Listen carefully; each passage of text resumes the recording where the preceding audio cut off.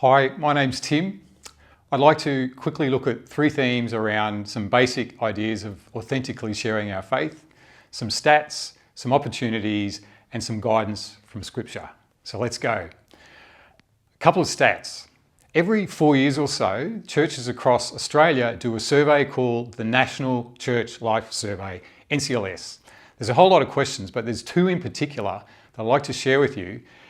4 years ago, around 2021-22, during COVID, our diocese had 33 parishes do the survey, about 1,635 people, in case you were wondering.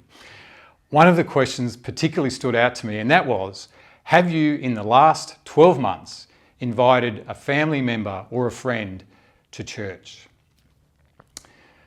The second question was, do you feel comfortable sharing your faith with others, and do you look for opportunities to do that? Well, wonder how we went. We Anglicans are often pretty polite, and the survey suggested that from our sample of about 1,600 people, roughly 33% had invited someone to church in the last 12 months. The peak was 63%. One parish had 63 and another had 4%. That was a range. The second question about comfort around sharing your faith, as you might have guessed, results were a little bit lower. We averaged at 17% of people who were comfortable sharing their faith and looked for opportunities to do so. It peaked at 30% and a few people got 0 in their parishes. So, what opportunities spring from this? So, I'd like to share 4 opportunities that emerge from those stats. The first one is around looking for opportunities to share our connection with the faith community with others. A couple of sort of questions that come up in conversation. It could be, what did you do on the weekend? Or it might be, what sort of hobbies do you get up to when you're not at work or uni or school? Simply natural opportunities to share a list of the stuff we've done on the weekend or the things that we spend our spare time on. About 4 years ago, I thought about these questions myself, and I had a look at the sort of answers I was giving to my friends and other people I knew in different work or sport settings, and I realised sometimes I was leaving out my church attendance.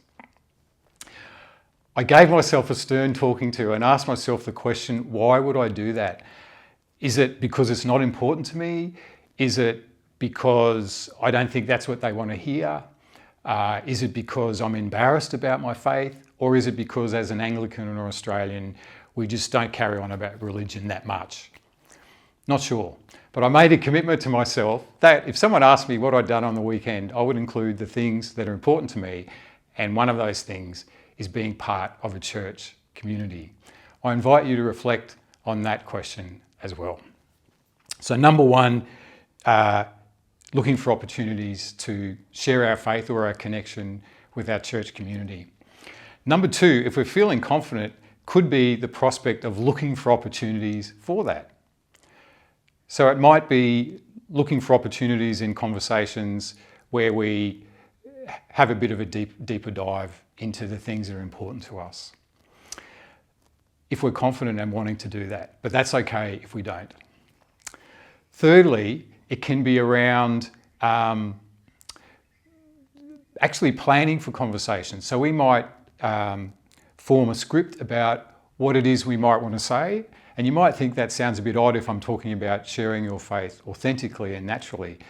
But the thing I reckon is if we have a think about a few simple phrases or scripts, maybe write them down or rehearse them in the mirror, it actually helps us be more authentic and not stumble over our words when we have the opportunities to share. Fourthly is just to use our own words. Whatever the words are for you, you don't have to be a serious theologian or academic. It's simply authentically sharing what matters to you, why it is you go to church or you're part of a faith community. It helps me reset. It is a chance for me to connect with something bigger in my life. It's a chance for me to get out of myself, to meet others who maybe I wouldn't see every day, who maybe even wouldn't be my friends. It's a chance to receive and to give love. It's a chance to experience forgiveness.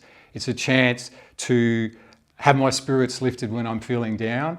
It's a chance to maybe grieve something that's weighing me down or to release a burden. Whatever the words are for you, fancier words, it's a way of connecting with meaning and purpose and having a sense of hope and direction. Some guidance from Scripture. I'd like to share on a passage from the start of Luke's Gospel, Luke chapter 5, verses 1 to 11. It has some parallels in Mark and Matthew's Gospels, Mark chapter 1 and Matthew chapter 4, that are entitled The Calling of Jesus' First Disciples. But Matthew has something distinctive to say, and he uses the metaphor of going deeper in the water. So in this passage, Jesus comes across a couple of fishing boats by the lake. He's already met Simon Peter a little bit earlier in the Gospel, and also the brothers James and John, who are fishermen. Jesus goes up, calls them out into shallow water, sits in the boat, and teaches the people who've been following him some teachings and parables. After this, he says to Simon Peter to take the boat out into deeper water. And I'd like to use this as a metaphor, this idea of hosting conversations where there's meaning and purpose, where we're plumbing a bit more depth. For about 2 or 3 decades, longer than I'd care to remember, I've been a chaplain, first in schools and secondly in community services. And one of the things I learned really quickly was that every conversation has within it depths and has within it opportunities to go to deeper water, to topics of meaning and purpose. I also learned that some people don't feel comfortable going to those depths, but would prefer to stay in the shallows and to connect, and that even in listening to conversations like that, we hear what's important for people. What are their values? What's their sense of meaning and purpose in their own lives? In the passage, Simon Peter responds to Jesus' request by saying, hold on a second, we spent all night in the deeper water and we caught nothing. And this idea of catching is simply in this profession of fishing. So this idea that we had no success and it seemed to be a waste of time, but he does it anyway. And I think this is a really valuable theme, that sometimes the things we invite people to, or the sharing, or the ways we've sought to connect with other people haven't been the right season, the right setting, or the right time. But there's an opportunity to try again, to invite to a different parish event, to invite to a different service, or perhaps to somewhere else that's a better fit for the people rather than your church, and to think a little bit about that. The third and final theme from this passage is the overwhelming catch of fish. In the passage, they call a second boat over. James and John are called over, and there's almost so many fish that the 2 boats almost sink.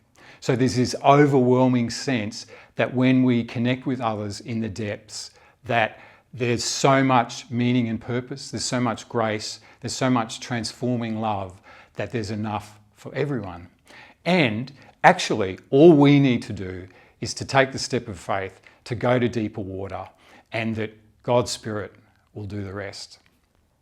So my encouragement to all of us is to look for simple opportunities to invite people to a church event or a church service that's a good fit with who they are, to follow that up with other opportunities, to trust God's Spirit to do the rest, and to perhaps prepare and think about opportunities we have to authentically connect with others around our faith and around what gives us meaning, purpose and hope in our lives. Because people care most about spiritual experiences, and they're prepared to trust people they know.